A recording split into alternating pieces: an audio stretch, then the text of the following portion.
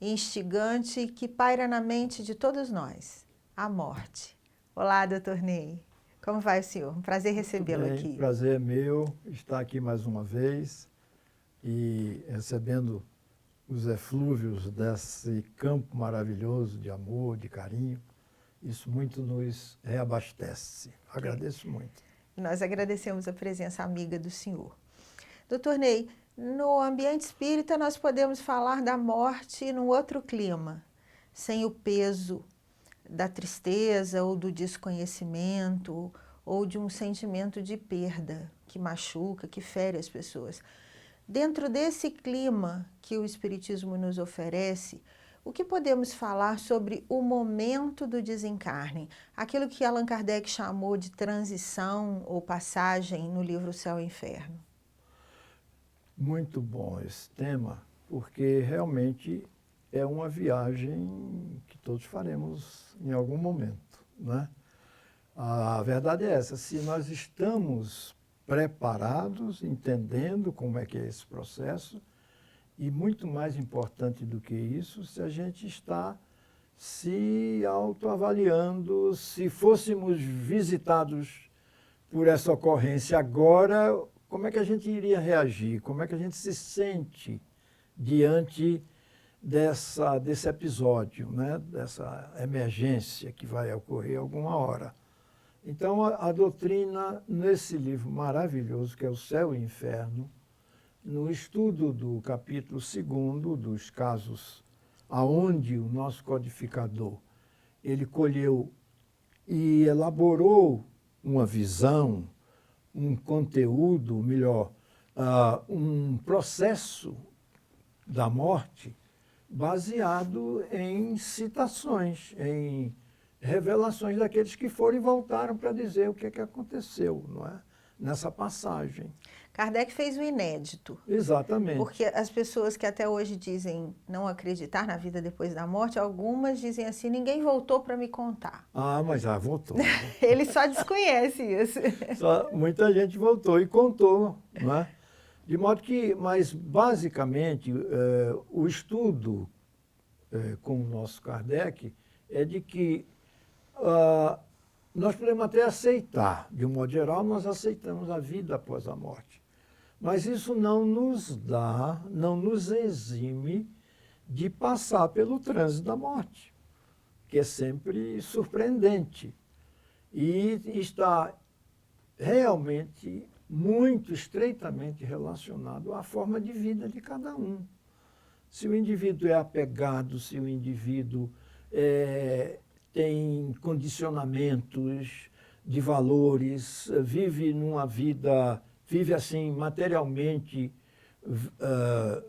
Por exemplo, vamos colocar aqui um assunto da atualidade, eu fico pensando como é que esses nossos homens que estão subtraindo os cofres públicos, né? Como é que eles vão se sentir diante desse episódio da morte em contato com a sua própria consciência, né? Então, isso nos leva, sim, a uma autorreflexão certamente diária e que termina nos levando a uma conduta compatível com o ensinamento de Jesus, né? Há uma questão muito importante quando o senhor diz o que vai nos esperar, né? Ou o que nos espera nesse processo. Se precisamos cuidar do bem viver, se pudéssemos assim dizer, para o bem morrer. Exatamente. O que esperar, então, depois desta passagem? Bom, a grande pergunta é se essa passagem é dolorosa, é penosa. Pode ser, não é? E o que é que o estudo nos leva dentro de um bom senso cristalino? É que a dor, ela não está no corpo, a dor está na alma. Uma vez que nesse processo, e há 4 fases desse processo muito bem estudadas, que dependem de um termo feliz que o Kardec coloca, que é da aderência desse corpo magnético, que é o grande filtro que recebe os impulsos da nossa essência, o espírito, e decodifica isso como um transdutor para o nosso universo celular. Então, esse contato do corpo perispiritual com, a nível molecular, com o nosso organismo, é que nos dá a sensibilidade e que também, pelos sentidos, transmite à nossa alma, espírito encarnado, as sensações. Então, o estudo do envoltório magnético, que é físico, corpo magnético, corpo sutil, é o fluido cósmico universal condensado, não é? E o perispírito é sensível aos nossos pensamentos, portanto, esse veículo é assim o intermediário, de modo que transmite à alma, mais uma vez, os ferimentos, as sensações físicas, as sensações, as mortes acidentais, não é? Acidentes de vários tipos, até tentativas ou processos de suicídio, não é? Mortes provocadas. Então, a alma é que registra e que sente. Quer dizer que se houver dor, é uma dor moral. A dor moral, sim, é no pós-morte, né? Quando, em contato com a nossa realidade, a consciência tem uma dinâmica extraordinária, esse atributo do espírito, em que a gente começa naquele processo do replay, não é? Que o Hermínio Miranda estuda, né? Desse flashback. Né? A gente, no momento da morte, tudo isso vem à tona. Rever tudo. Rever tudo. Então, o que a gente... Aí, as angústias, o que é que eu deixei de fazer, mas nesse momento, agora, não tem maiores consequências, a gente tem que ser encaminhado de outra forma, né? Mas essa angústia, esse sofrimento moral, essa compulsão, ela está ligada a esse desenlace progressivo e no despertar. Então, esse despertar, se você quiser comentar e estudar já, esse despertar, em geral, acontece depois de um período, é o mais comum, do que seria um processo, eu diria, o Kardec chama de perturbação, mas não é a perturbação aflitiva por qualquer... É uma perturbação que leva a um estado de sonolência, de inconsciência. E, normalmente, nesse desenlace, nós perdemos a consciência, não é? E despertamos já numa outra realidade. Talvez um torpor. É exatamente um torpor, é um sono pesadão, aquele sono que, quando a gente... Para, afinal, percorrer uma viagem, né? Sair de um estado orgânico, né, ou ligado à matéria e reencontrar-se num estado espiritual. Doutor Ney, a respeito desse período chamado de perturbação, ou de torpor, o que define o tempo que vai levar à perturbação do espírito que acabou de desencarnar? Exatamente. Isso pode levar minutos, horas ou séculos. Realmente depende do conhecimento que a pessoa tem desse processo e do condicionamento e da forma de vida que a pessoa teve. Se foi uma pessoa, nada contra, cada um, né, voltada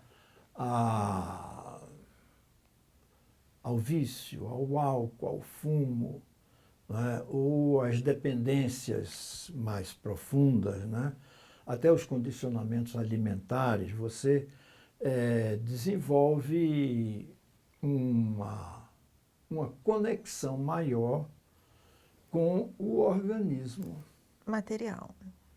físico.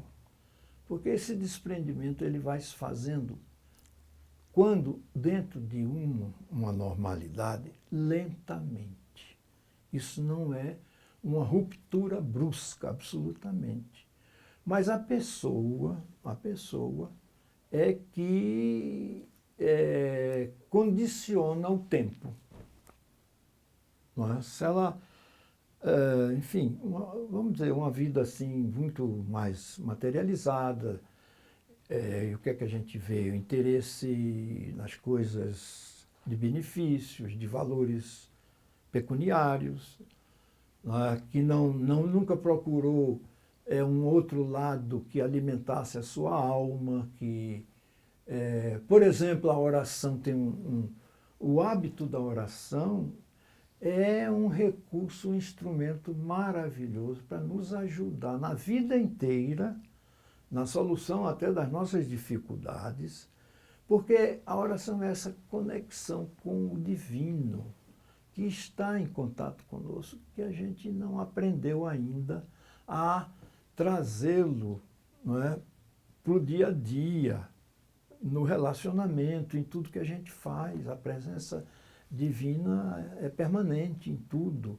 De modo que a oração é esse instrumento que nos ajuda muito. Até, por exemplo, pessoas que perduram assim por dias, já com vida vegetativa, e muitas vezes se solicita um sacerdote ou até Um religioso. um religioso. Ajuda aqui, meu irmão, meu esposo a se desprender. E aí a pessoa vai e numa oração, não é, consegue libertar romper esses últimos laços. Não é?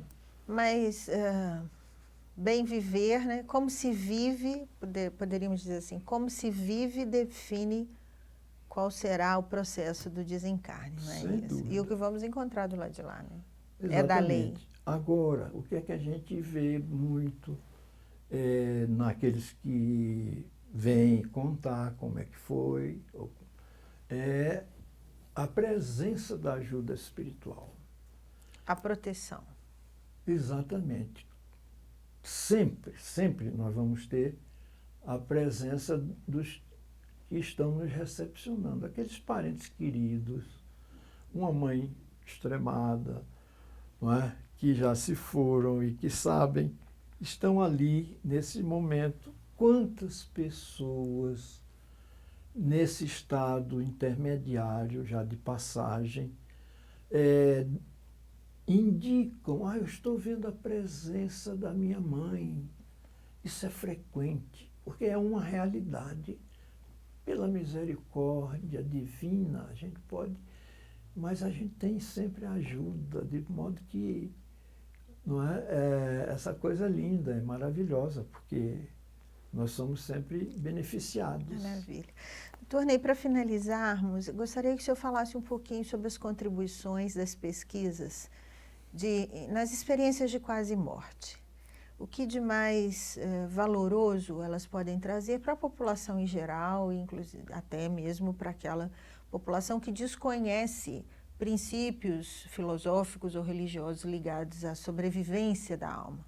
Exatamente. Essa é uma área muito bem desenvolvida, com pesquisas feitas com todo o rigor da metodologia, em que pessoas passando por experiências de quase morte, sem dúvida, numa cirurgia profunda,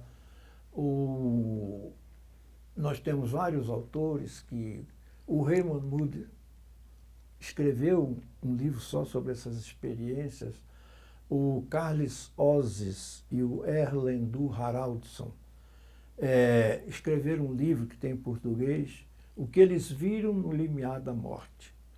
E essas pessoas passaram pela experiência de quase morte. E o que é que elas falam? Numa constante. Elas iniciam como se sentindo deslocadas, flutuando, e de repente são succionadas, esse é o termo mesmo, a entrarem num túnel, e esse túnel não se sente. Nós passamos por uma velocidade incrível e passamos a ver, por exemplo, no final desse túnel, uma irradiação luminosa e muitas vezes a projeção de seres familiares e amigos que já estavam em outras dimensões. E a conversa não é verbal, é telepática, a troca de pensamentos. E a presença desses seres de luz levam a quem passa por essa experiência um estado de elevação espiritual, a tal ponto das pessoas se sentirem tão assim bem e relutarem na volta, para a volta. Mas aí esses mesmos personagens induzem, não, você tem que voltar, você precisa completar a sua existência. Isso é só uma experiência. Essa é só uma experiência. E o que é muito interessante, todos os autores comentam isso, é que as pessoas que tiveram essa experiência de quase morte, elas mudam totalmente a perspectiva de suas vidas e passam a ser outras pessoas com outros valores, com uma visão diferente, desmistificaram o medo pela morte. Então, o Raymond Moody entendeu que isso, não que a gente necessariamente precise passar por experiência para mudar, ou para perceber esse clima, dessa dimensão, não é? da vida após a vida. Não é? Mas quem conta e passa, muda, passa a ter outra forma de conduta, de relacionamento com os familiares. Há casos lindos a respeito nessa literatura toda. Descobre outro mundo, né? Exatamente. Um mundo de verdade. Ou da verdade. Da verdade. Assim.